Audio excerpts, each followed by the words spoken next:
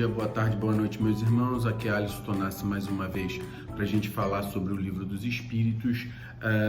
Estamos na parte 2, falando sobre os espíritos, dando uma recapitulada. Origem e natureza dos espíritos, falamos sobre isso. Mundo normal primitivo, formas e ubiquidade dos espíritos, perispírito, e falamos sobre as diferentes ordens dos espíritos e a escala espírita. Vamos entrar hoje. O tópico 6, vamos falar sobre a escala espírita. Provavelmente, meus irmãos, a gente vai dividir a escala espírita aqui, tá? A escala espírita é a pergunta, começa na pergunta 100 do Livro dos Espíritos. A pergunta 100, eu não vou ler ela toda, porque na verdade não é uma pergunta, é uma explicação de Kardec, como ele fez o método que ele avaliou essa questão da escala espírita. Primeiramente, Kardec subdividiu em 3 níveis de espíritos, tá? Kardec subdividiu em primeira ordem, que são os espíritos puros. Segunda ordem são os espíritos bons. E a terceira ordem dos espíritos imperfeitos, tá? Na primeira ordem, os espíritos puros, o que caracteriza?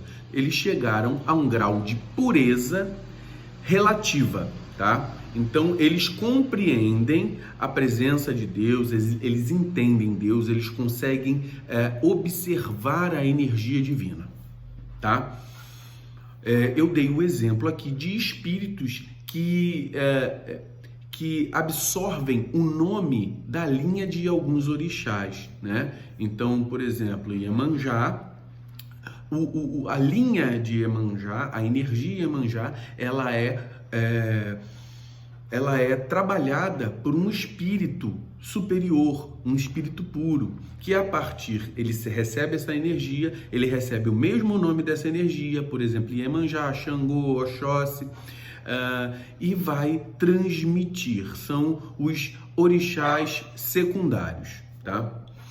Aí, isso são o de primeira ordem. O de segunda ordem são os espíritos que estão no meio disso, são os espíritos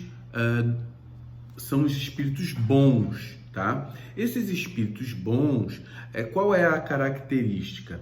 Eles sofrem influência da matéria, tá? Eles sofrem a influência da matéria, mas o espírito deles domina essa influência e eles têm tendência ao bem, eles querem o bem.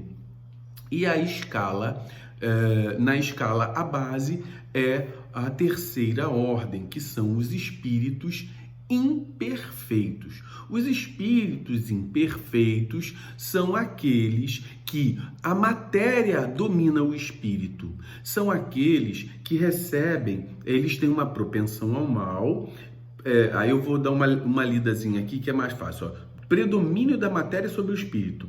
Propensão ao mal, ignorância, orgulho, egoísmo e todas as paixões, ou seja, paixões negativas, que lhe são consequentes. Tem a intuição de Deus, mas não o compreendem, apresentam ideias pouco elevadas. Beleza?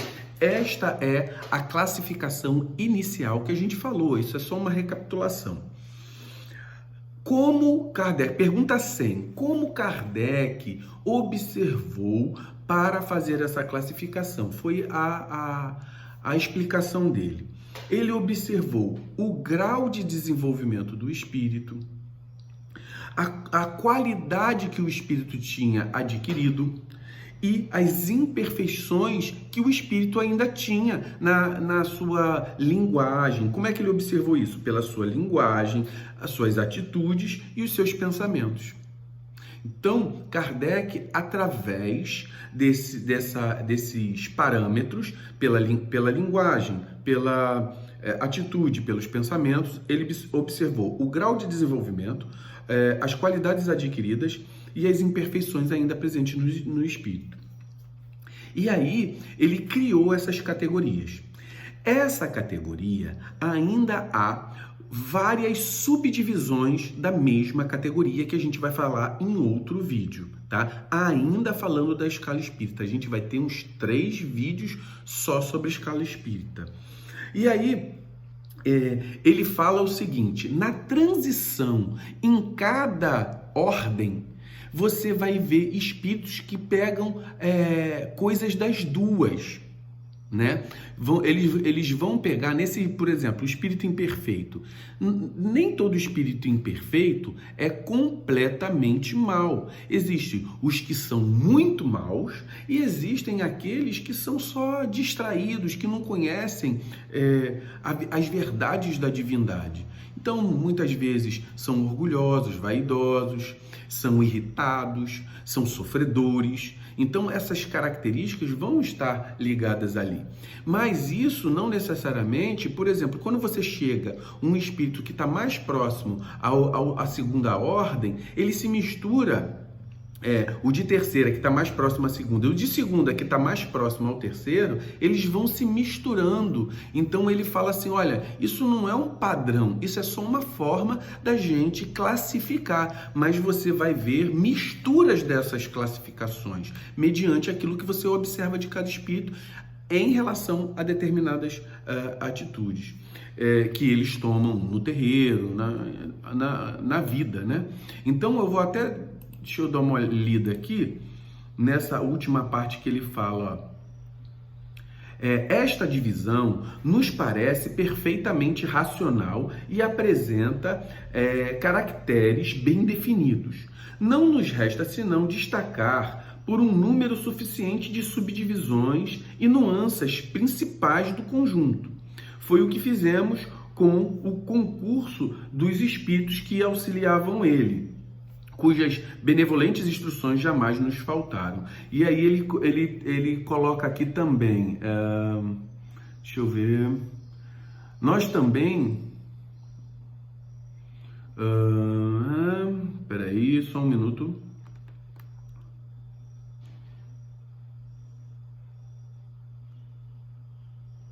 Observaremos, entretanto, que os espíritos não pertencem para sempre e exclusivamente a esta ou aquela classe.